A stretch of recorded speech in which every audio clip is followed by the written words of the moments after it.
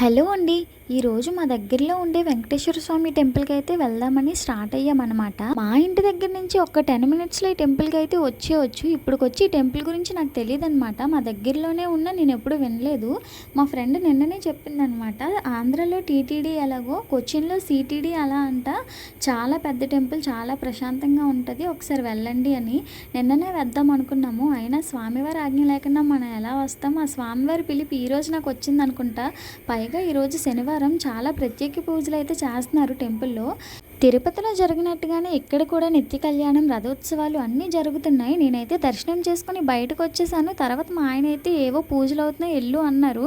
లోపలికి వెళ్ళేసరికి కళ్యాణం చేస్తున్నారనమాట.